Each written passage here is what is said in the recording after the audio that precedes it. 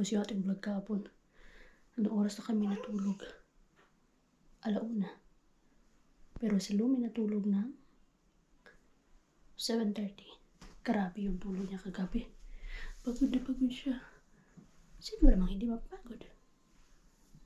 Lakad there, lakad here. Ang nanay pagod din. Tapos gumising ngayon ng 7:00. Lugi ang nanay. Natulog na 1:00. Pagising-gising pa. Pero ganun talaga. Sanayin lang. Mga madi, ito yung view natin sa harapan. Yan. Ang ganda ng view natin mga madi, no? Nice. Nakakawala ng stress talaga dito. Pag nandito ka, wala talaga stress mo.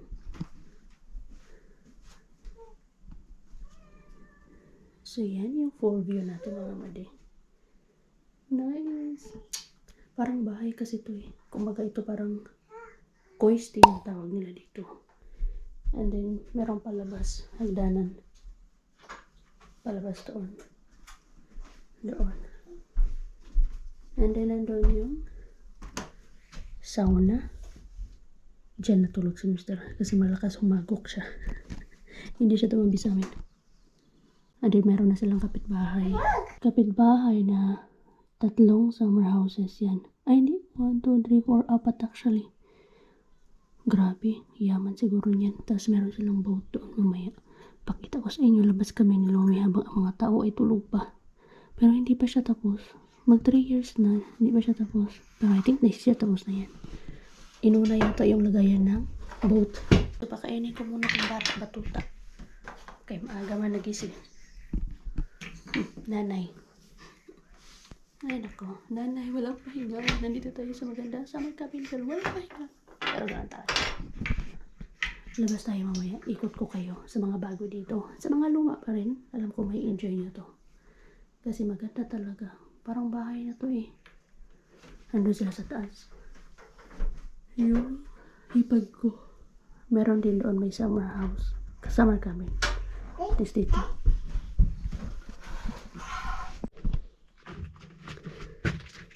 Uy, medyo malamig pala anak. Uy, ganda ng huni ng ibon. Kakamis. Ang Lumi nakabihis na. Ang nanay hindi pa. Nakakain na din ang Lumi, ang nanay hindi pa. Uy. Pero ihatid ko muna to kay Kari.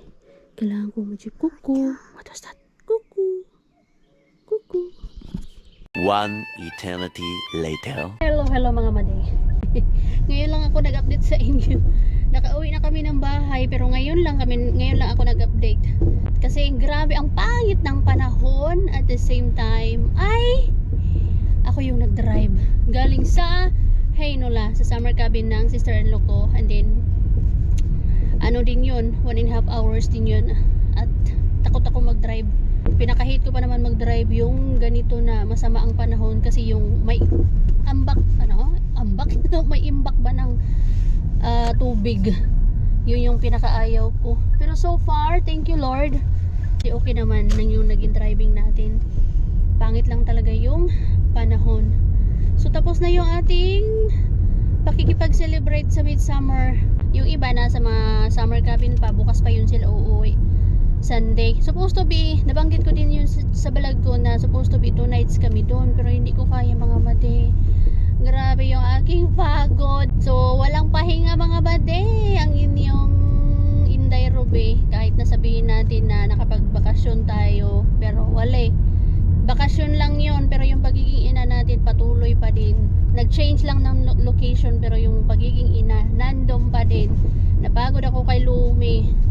Kay hindi siya mapirmi sa isang lugar ba. Tapos gusto niya akyat-akyat siya. Doon pag nasa loob, pag nasa labas naman siya, gusto niya pumunta doon sa lake. Ganoon talaga pag toddler.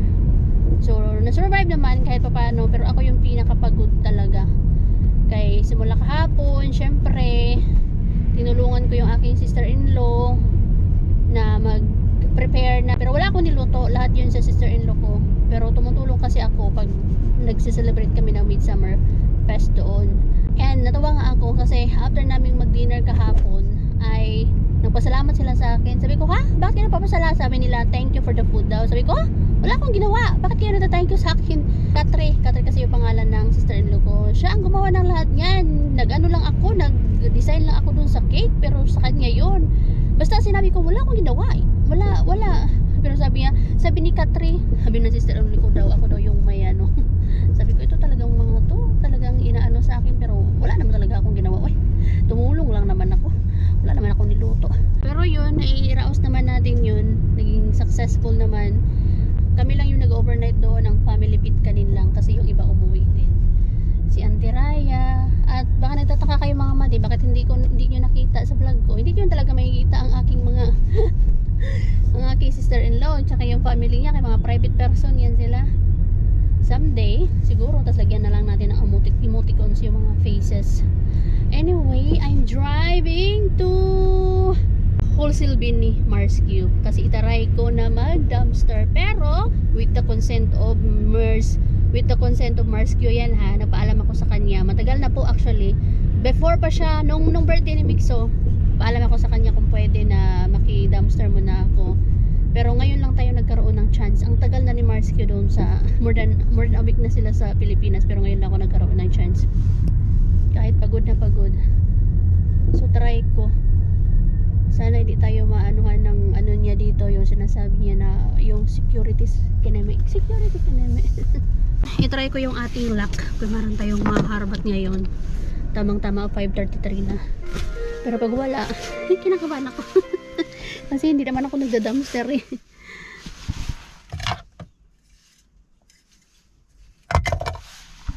Wala pa nga, kinabahan na yun. Check muna natin. Masid-masid muna tayo mga mandi. Sarado na lahat ng mga shops. Pero doon ako dadaan sa dinadaanan ni Marsque.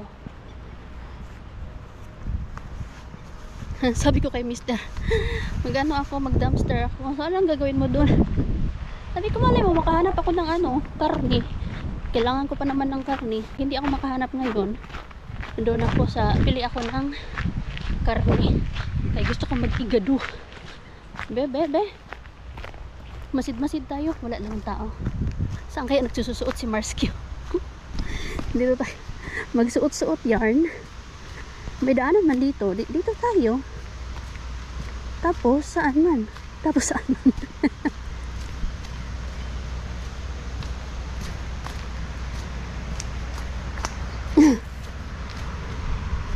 Meron pala dito.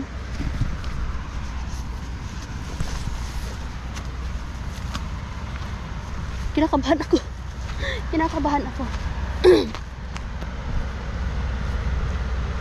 Mabilisan lang to. Takbo! Sana swertihin tayo.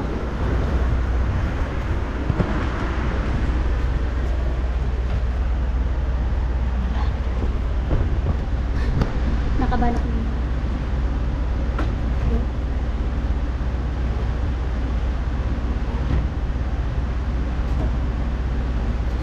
Pambukya pa. Wala. Ayan, pero na. Kaso butas na yata ko eh. Ang laki naman ito. Ang bigat nito. Ay, may tubig na. Matagal na yan.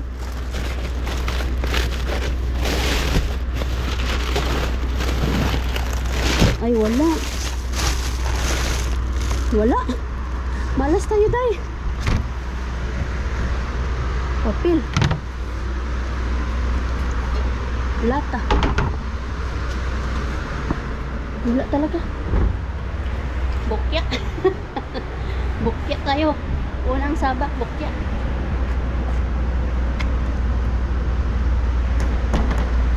Wala. Bukya. Ano ba yan? Papabili talaga ako ng karni ah. Wala. Bukya tayo. Nagkakaloka. Bukya yan, day. So dito pa rin tayo daan sa dinaanan natin kanina. Ano ba yan? Bukya tayo mga madi. Wala. Better luck next time. Sabi kasi ni Marsky, laging after 5. Ano na kasi ngayon eh. 5:30.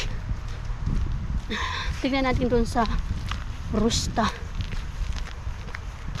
Yung sa Rusta naman kasi, mga chocolates man yun. Or di kaya, mga ano. Pero try ko lang.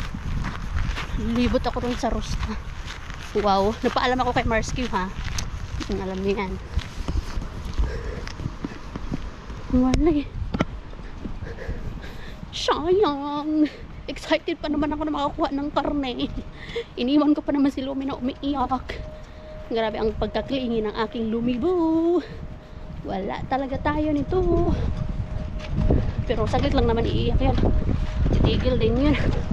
Grabe naman talaga yung panahon natin. Oy! Isang araw lang talaga kami binigyan ng magandang araw. Kahapon lang. Sa Bisperas. Kung sa fiesta pa.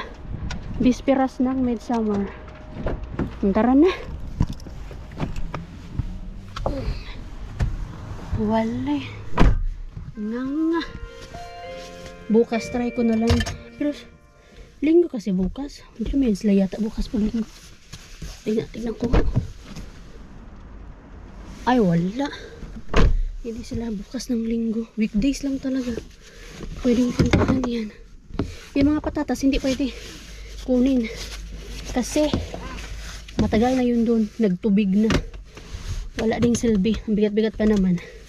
Punta ako ng Soko City Market talaga. Bili ng pork. Sus. Ano ba yan? Walay man. Tara na nga. Try ko dito sa Rusta ni Marsky. Kung mayroon tayong mahita dito. Okay? Wala. Niyong. Walay. Wala. Wala. Nga. Nga Mars. Nga mga madi. Pero na. Wala. Bukya. Bukyang si Inderobe. Red na red pa naman ako. Kala ko suswertehin. Ay, niyo. Nga. Ko City Market na lang talaga ako. Bili ako ng pork. Hindi na atay. Ang pork higado tayo. Dito na lang tayo sa Ko City Market. Bili ng pork. Wala man tayong naasahan sa dumpster ni Marsky. Dito na lang tayo.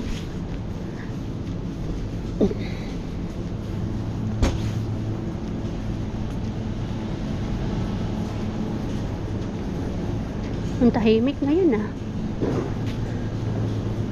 Wala na ang mga tao. Nasa mga summer cabin. Ay, hindi siya nakasale. Sarap nito. Blueberry pie.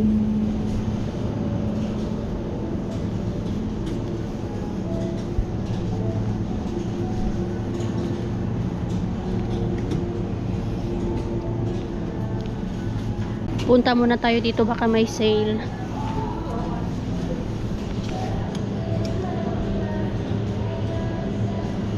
San Max. Ayun, naka-sale. Naka-sale to, oh. Atay ng baboy. Ay, $5.97 na lang. Biling ko kaya to. Salmon. Ay, ito na lang, mas madami.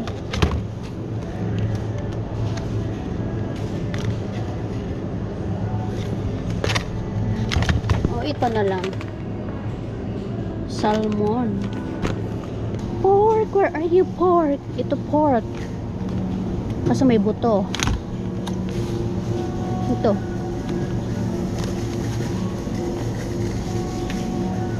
Pang ano lang ba, creeping satisfied kahit magkonti lang yung igado.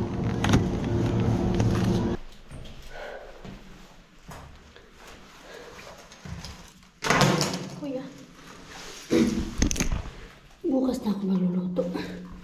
Hindi na kaya ng powers ko. Mag-itlog na lang ako. Grabe ako. Pagod ah.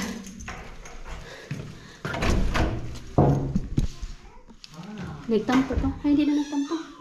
Okay na siya. Okay na siya. Hindi na siya natampo sa akin. Wala na ako narinig na iyak. Ganyan mo lang yan si Lumi.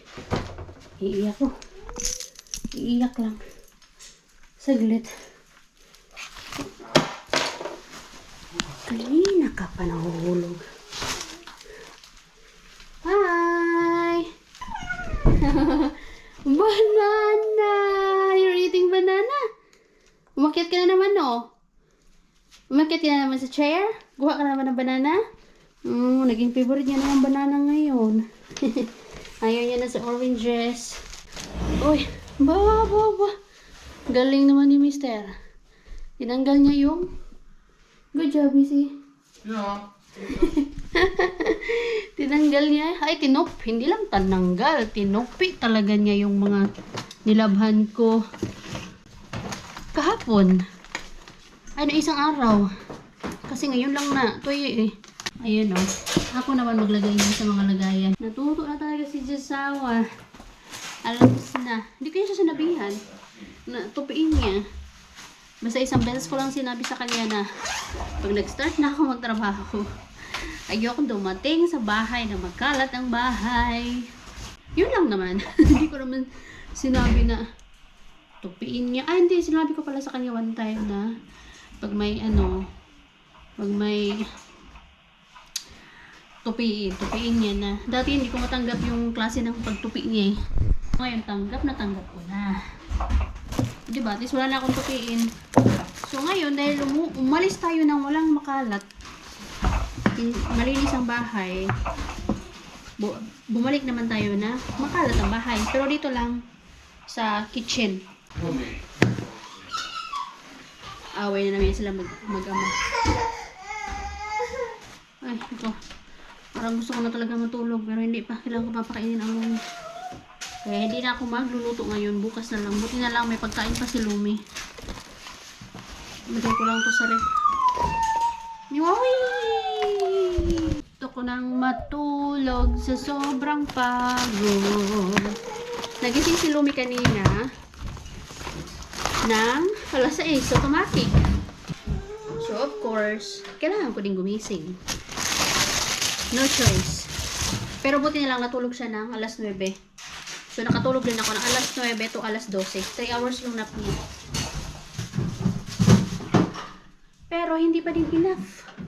Kaya ako man yung nag-drive pa uwi. Pagod talaga. Tapos before that, sunod ang sunod kay Lumi.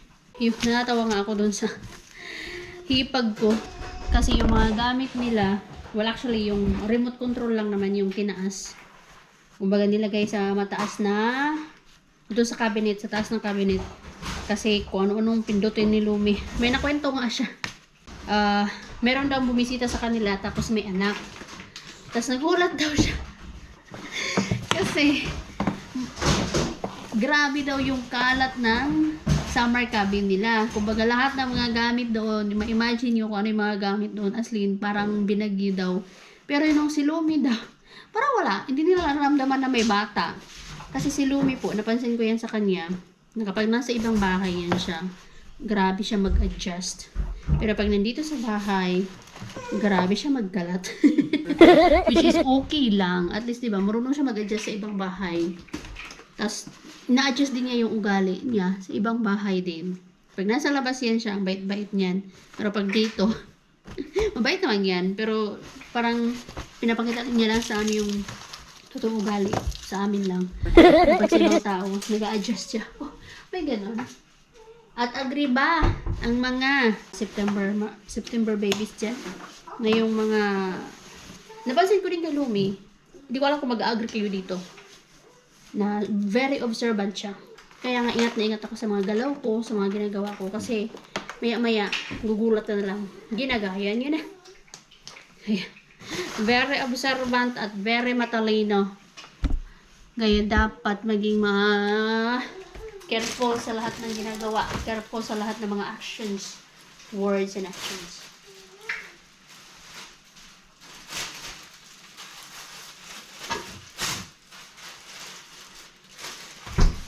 Kasi may bata na mabilis, ang galing manggaya. Oh, I'm so tired. Lomi has to be feed pa. At kailangan ko din kumain kaya wala mga rice doon. Nasanay naman na din ako sa Finnish food. Pero hanap-hanapin pa din talaga ang rice. O yan na, nalinis na ng very very light ng kalat dito sa counter. Nag-start na po siya. Nagluto lang ako ng egg, tsaka may 2 hotdog ako dito. Yan na po siya. Nag-start na po siya. Now, ang kakao ni Mama. Magmukha ka na naman kakao. Give it to Mama.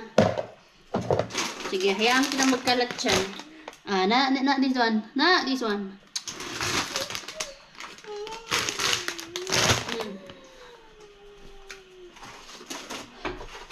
Labar in Finland. Labar lobe. Hayaan ko siya magkalat. Basta makagalaw-galaw lang ako dito. Ay.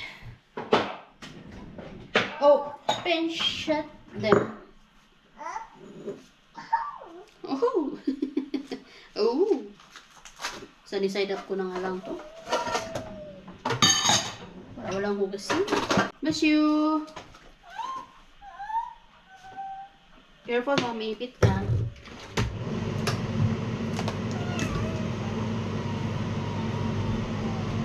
Yung rice ko napakaunti lang. Pero, kasya lang to sa akin. Rice is life. Rice is life daw. Sabi ni Joshua. You say, put it back. Put it there. Those. Oh, yakong hilong-hilo. Ang pag... Kaya.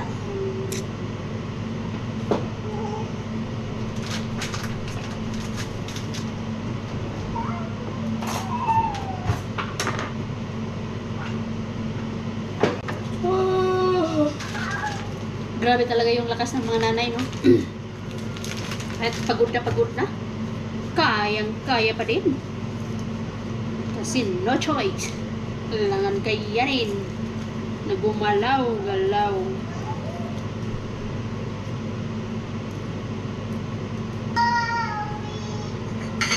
Baby! Baby, baby! Yung nakiselebrate pala yung yung sa Midsummer, ilan lang ba kami? 7 po kami. 7. Sayang nga lang kasi hindi nakapunta yung 3.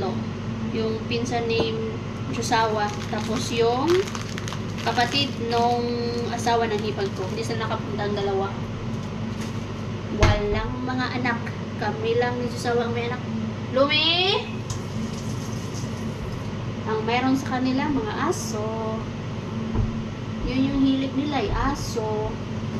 Yung kapatid ni Josawa, yung hipag ko, wala, napatay na yung 3 nilang aso. At ayaw nilang kumuha ulit. Ayaw nilang mag-pets ulit kasi parang nasaktan sila. At the same time, parang ngayon lang sila nagkaroon ng time together ng kanyang asawa o di kaya nakakapunta sila kung saan-saan nang wala inaalala na mga aso. Kasi syempre, diba, pag mga aso kasi kailangan mo silang ilabas-labas ba? Which is ganun yung kay Rosalie. Kailangan mo ilabas-labas kasi para paihiin, pataihin. Pero pag pusa kasi madali lang kasi nandiyan na yung litters nila. Nandiyan na yung sand, ihi. Tapos marunong na sila umihi, parang si Toshi ba? Food lang yung kailangan ibigay. Yun lang. Kailangan hindi na kailangan ilabas-labas ba? Which is good. Lumi! Doon siya sa balcony.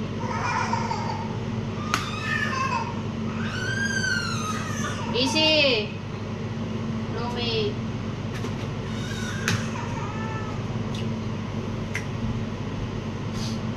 Gusto ko nang matulog.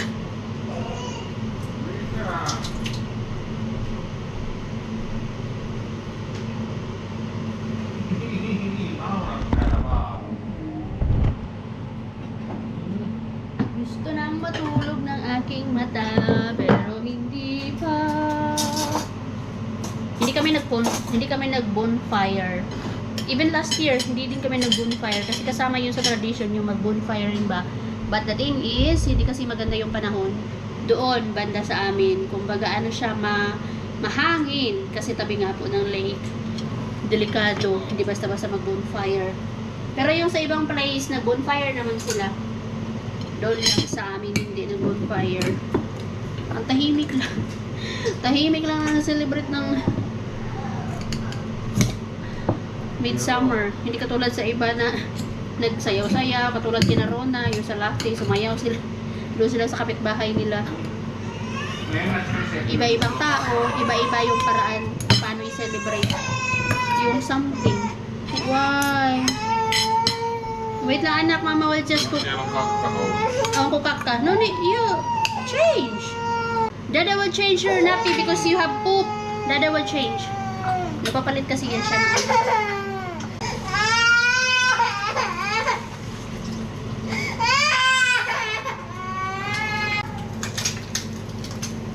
Umiiyak ang movie. Pinapalit, inuhugasan ni Mister kasi may pupo. Buti na lang si Mister. Hands-on naman siya. Kaya mas more on makananay talaga ang Lumi. Umiiyak nga eh. Gusto ako yung magpalit. Ay! Magano yan siya. Pagpaligo lang kahit hindi magka-shower. Shower enclosure.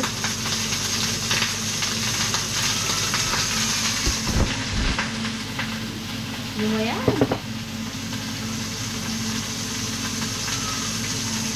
Prepare ko na pala yung food ni Lumi.